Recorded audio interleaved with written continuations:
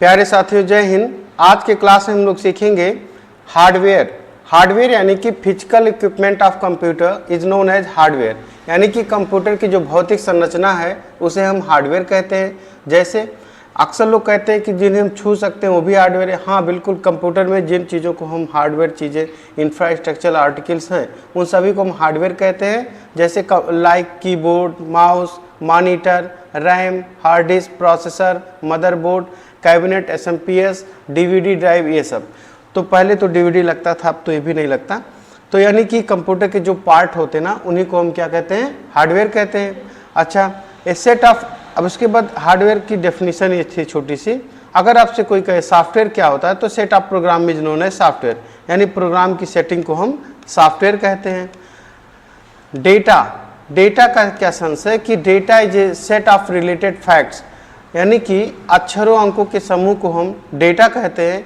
यह केवल अक्षर अंक नहीं बल्कि अब तो इमेज, ऑडियो, वीडियो सब कुछ डेटा है, सब कुछ इन्फॉर्मेशन है। यानी कि ऐसे ABCD, काखा गा, 1 2 3, इमेज, ऑडियो, वीडियो, ये सभी चीज़ें आपका डेटा कहलाती है। तो डाटाओं का आदान प्रदान आजकल हम लोग कंप्यूटर में करते हैं, वह दो प्रकार से करते हैं। डेटा प्रोसेसिंग जो है दो प्रकार से होती है, पहला मैनुअल डेटा प्रोसेसिंग और दूसरा इलेक्ट्रॉनिक डेटा प्रोसेसिंग। तो जिस दुकान या कंपनी या शॉप पर हाथ से बिल बना करके पर्चा देते हैं या स्लिप बनाते हैं, तो वो all work perform by hands, उसे कहेंगे मैनुअल डेटा प्रोसेसिंग। और दूसरा होता है इलेक्ट्रॉनिक डेटा प्रोसेसिंग, यानी all work perform by electronic device, जैसे कैलकुलेटर, कंप्यूटर या डिवाइस कोई ऐसे। तो जहाँ पर हाथ से बिल बनाए जाते हैं ना, उन दोनों में और जो कंप्यूटर से बिल बनाए जाते हैं, क्या डिफरेंट होता है कि जहाँ पे हाथ से बिल बनाते हैं तो वहाँ पे लोग उधार भी मांगते हैं, वहाँ पे बैग, पॉलीथीन, ये सब अलग से एक्स्ट्रा मांग लेते हैं, गिफ्ट मांग लेते हैं। लेकिन इसमें इलेक्ट्रॉनिक डेटा प्रोसेसिंग में ऐसा नहीं है। यानी कि जैसे मॉल्स में जाते हैं लोग, तो वहाँ पे अगर कोई पॉलीथीन मांगता है तो उसका भी 4 रुपये 8 रुपये जोड़ लेते हैं ना। तो इसकी वजह से इलेक्ट्रॉनिक डेटा प्रोसेसिंग में हर एक चीज़ का पैसा लेते हैं। दूसरी बात, इसमें उधार नहीं देते हैं मॉल्स में। कहीं उधार मिलता है मॉल में? नहीं ना। तो वहाँ पे कोई नहीं उधार पाता है। तो इसीलिए वहाँ पे दोनों के क्या होगा कि साल भर बाद क्या होगा पता चलेगा, इनका कई लाख रुपए उधार चला जाएगा और कई चीज़ें गिफ्ट चली जाएंगी, कितनी पॉलीथीन वैसे फ्री में चला जाएगा जो सब खरीद के लाते हैं। और यहाँ पर सब का सब पैसा पाएंगे और उसके बाद उधार भी नहीं देंगे, तो इनके और इनके इनकम में 2 गुना का अंतर हो जाता है ना, एक ही साल के अंदर। तो इसीलिए ऐसी शॉप डालें आप लोग कि जहाँ पर फिक्स रेट हो, है ना, मॉल्स की तरह।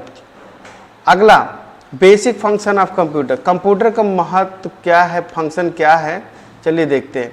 तो यानी कि कुछ निम्न प्रकार के फीचर होते हैं, जैसे ऐड, सब्सट्रैक्ट, मल्टीप्लिकेशन, डिवीजन, जोड़, घटाना, गुणा, भाग। यानी कि कंप्यूटर हम जल्दी से जोड़ सकता है, घटा सकता है, गुणा कर सकता है, भाग दे सकता है। तो ये काम हम लोगों से भी तेज कर सकता है। हम लोग अगर 4-5 अंक का गुणा करें तो शायद 1 मिनट लग जाए, लेकिन इसे विदिन सेकंड लगता है, यानी 1 सेकंड में ये 10 लाख गणनाएं करने की क्षमता रखता है, इतना तेज। अच्छा, कंपेयर वैल्यू। कंपेयर वैल्यू माने होता है 2 अलग अलग वैल्यू के बीच में तुलना करना, कौन बड़ा है कौन छोटा है।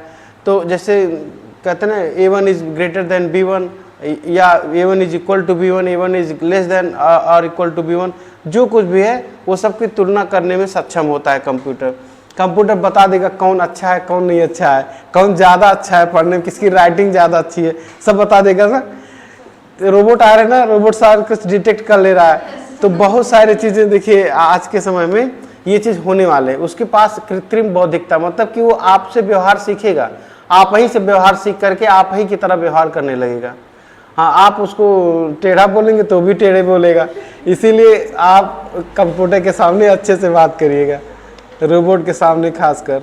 स्टोर, उसके अंदर इतना दिमाग में स्टोर करने की क्षमता होती है। हम लोगों का दिमाग जानते हैं 5 MB 4 MB, किसी का तो 2 MB रहता है, लेकिन कंप्यूटर के अंदर जो उसका माइंड होता है उसका देखिए रैम कितना होता है। आजकल 16 GB तक का तो खाली रैम होता है, और उसके बाद जो हार्ड डिस्क उसकी होती है 1 TB तक की हम लोग यूज कर रहे हैं इस समय, आज के समय में ना।